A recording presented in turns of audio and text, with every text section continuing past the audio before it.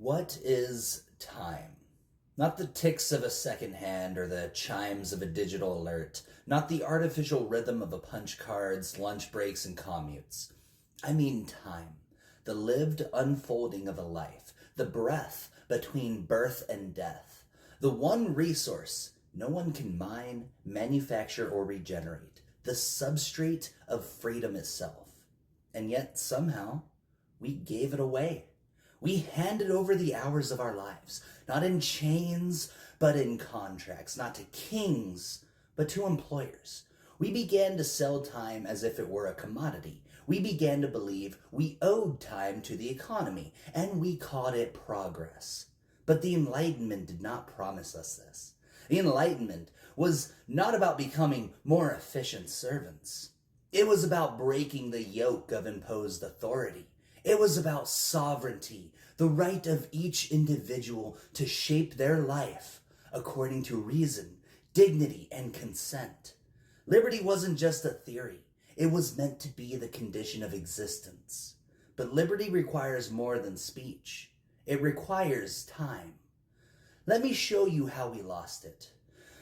Before factories, before schedules, before wage slips and time clocks, human life flowed with the land. Agrarian time was not owned, it was observed. Sunlight marked the day. Seasons marked the year. Work was grueling, yes, but it followed the pace of life, not the gears of a machine. People worked when work needed doing. Then they rested, feasted, mourned, dreamed. The concept of wasting time had no moral weight because time was not yet commodified. But with the rise of industrial society came the dissection of time. It was no longer a flow. It became a ledger. Minutes were carved into hours, hours into wages. And the human being was redefined, not as a sovereign entity, but as a unit of productivity. This wasn't an accident. It was engineering. Factories didn't just produce goods. They produced time discipline, the morning bell, the lunch whistle, the 8-hour day. These weren't just practical, they were psychological, designed to condition the worker into viewing their life in segments. Hours that belonged to someone else, followed by a sliver called free time, which in truth was just recovery time, recovery from the exhaustion of selling the day. And we normalized it. We called the 40-hour week standard. We said it was humane because it was less than 60. We created weekends not as a gift of freedom, but as a pressure valve to keep the machine from breaking.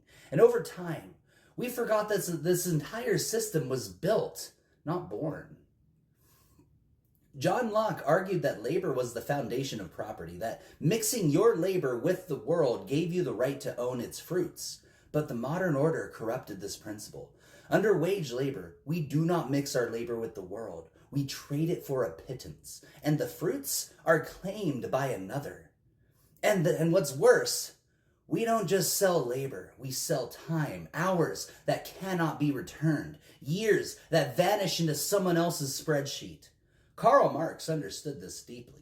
In his analysis of surplus value, he showed that capital extracts more from workers than it ever gives back, that profit is simply uncompensated time, life rendered invisible, buried beneath a paycheck. And yet, even Marx did not predict the full horror, a world where time itself becomes a product and freedom is rebranded as time off.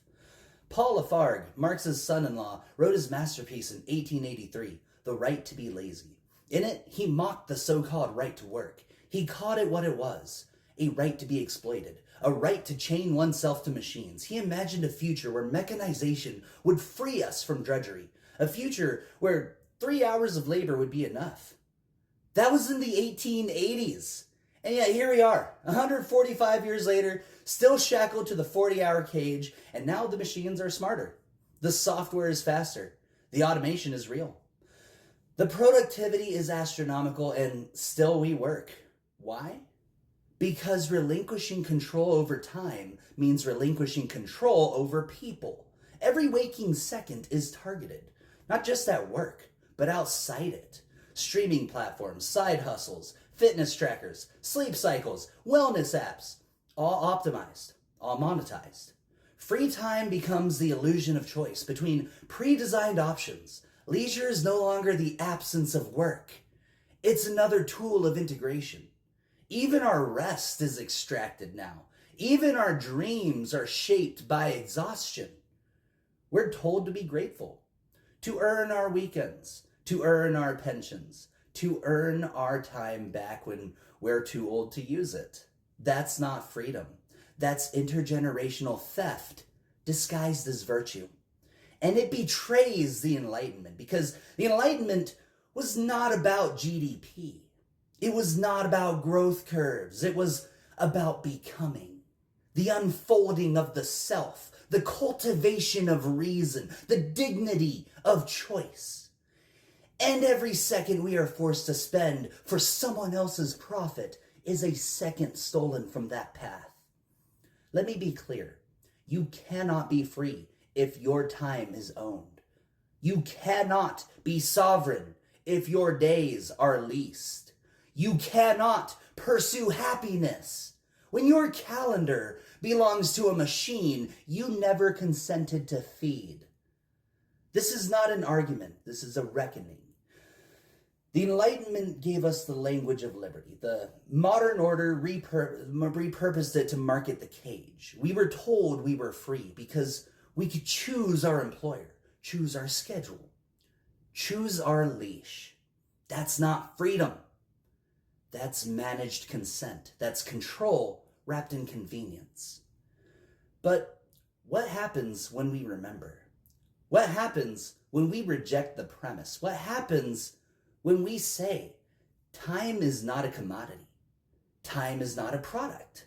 Time is the condition of life itself, and therefore it belongs only to the living.